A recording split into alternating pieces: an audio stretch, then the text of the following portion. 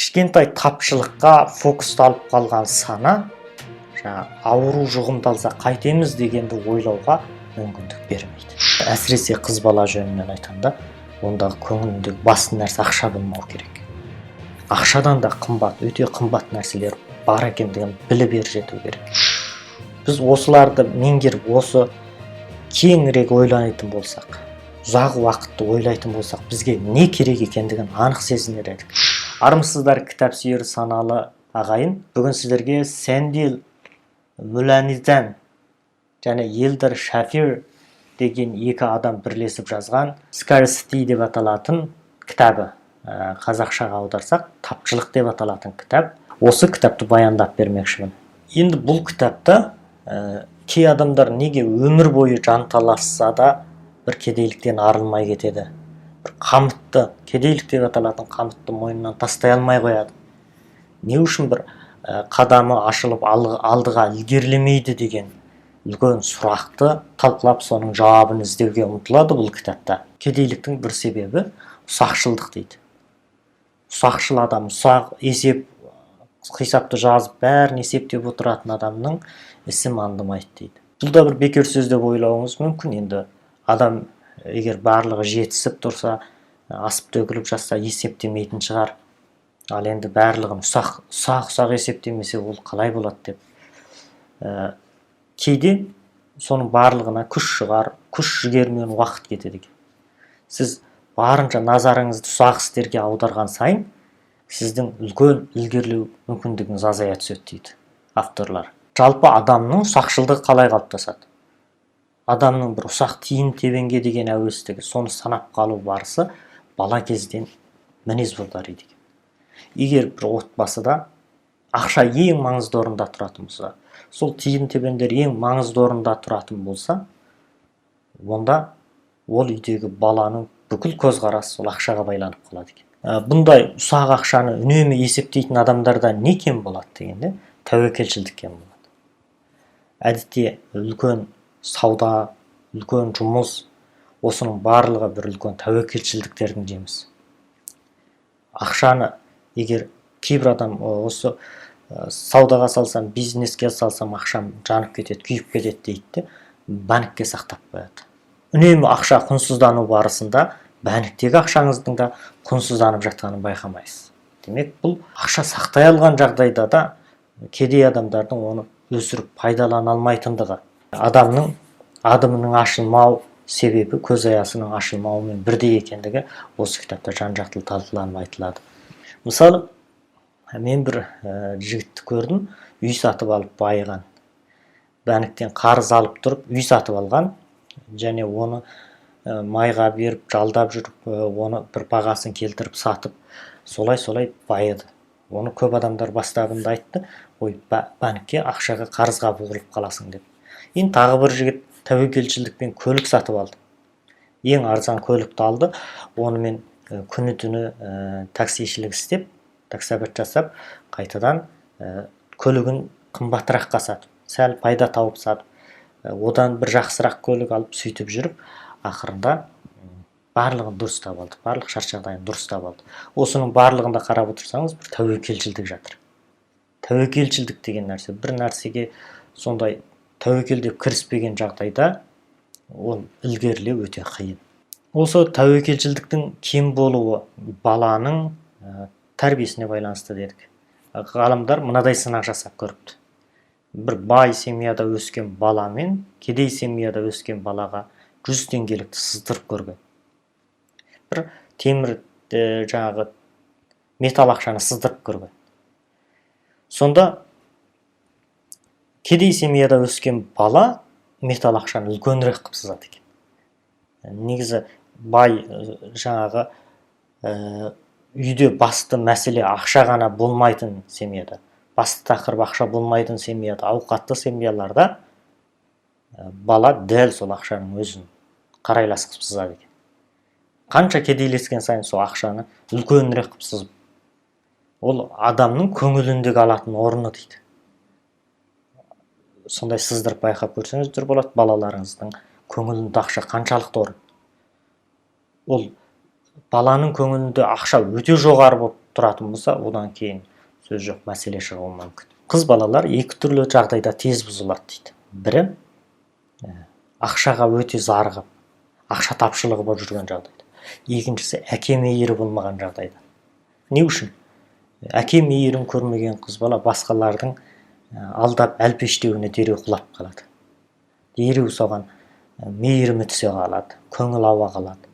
Ал ақшаны өте тапшы, ақша өте басты тақырып болған кезде бір қалталы адамдардың оңды солды ақшаға жұмсап, сәулетті тағамжайларға апарып, сәулетті ресторандарға апарып бірер рет қонақ қылса, сонда дереу көңілі ауып, ақшаның бір кереметтігін сезіне қалады. Әсіресе қыз бала жөнінен айтқанда, ондағы көңіліндегі басты нәрсе ақша болмау керек. Ақшадан да қымбат, өте қымбат нәрселер бар екендігін біліп жету керек. Кедейлерде мынадай жағдайлар бар екендігін жиі байқаған. Мысалы, бір малға індет тарап жатыр дейді. Аз ақшамен соны сақтандыруға болады. Қамсыздандыру, сақтандыруға беріп тастауға болады. Егер сақтандырып тастаса, егер қамсыздандырып тастаса, үлкен ауру тарап жатса, індет тарап жатса, ірі компаниялар жағынан малы аман қалады. Немесе малына індет жұқса да, басқа компаниялар, сақтандыру компаниялары, қамсыздандыру компаниялары соны төлеп береді.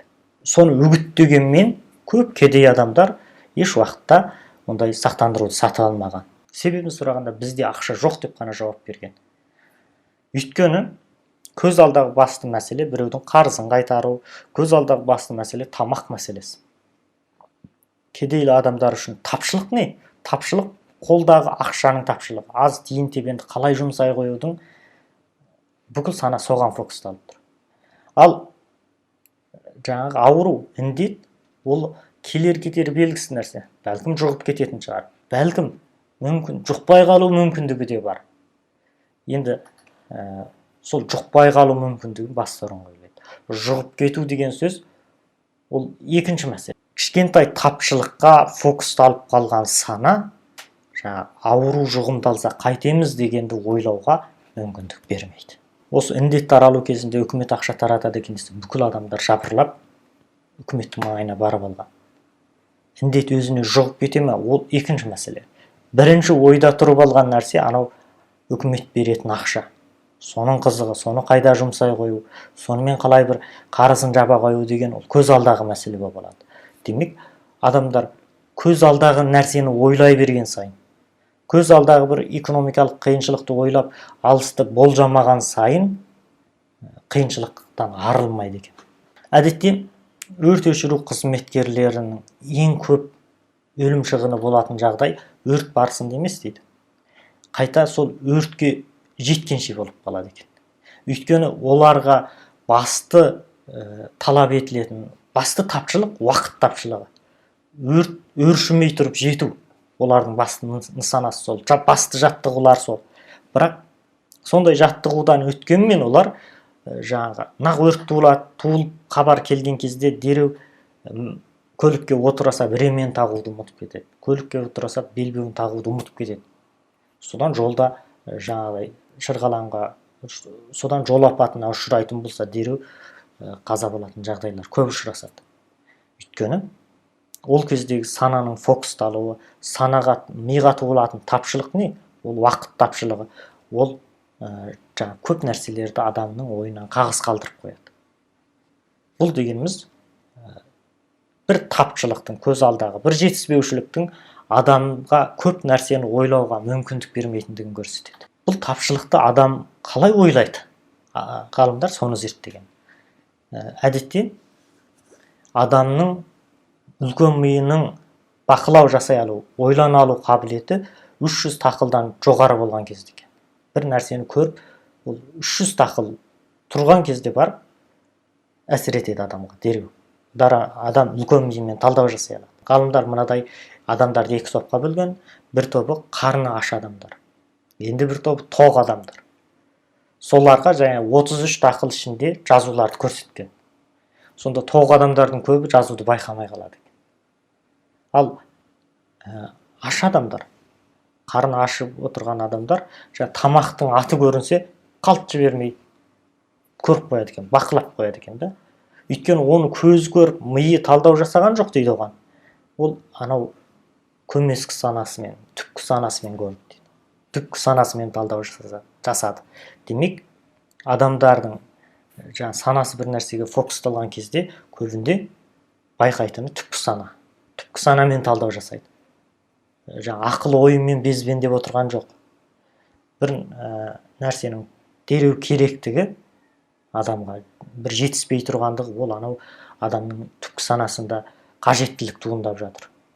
Ол үшін не істеу керектігін ақылы пайымда үлкен миымен зерделеп көрген жоқ дейді. Назарың неде болса, көңілің сода демекші. Егер бойдақ қыз жігіттер бақшада жүретін болса, серуендеп, қол ұстасқан қолдарды, жұбымен жүрген адамдардың күлкісін тез көреді екен. Соған қызығады. Қарттар қарттарды көбірек көреді екен, балалар балаларды көбірек көреді екен. Ал қызығы, сіз көшеде жүрсеңіз, өзіңіз армандаған, қызыққан көліктерді көп байқайсыз. Үнемі сол кезге берген сияқты елестейді. Демек, адамның санасы бір нәрсеге фокусталып қалған кезде соған арбалып қалған сияқты шыға алмай жүреді. Кедей отбасылардың білімге назар аудармайтын себебі де сол. Өйткені оның бар санасы тиын-тебенге фокусталып қалған, басқа нәрсеге назар аударуға мүмкіндігі жоқ.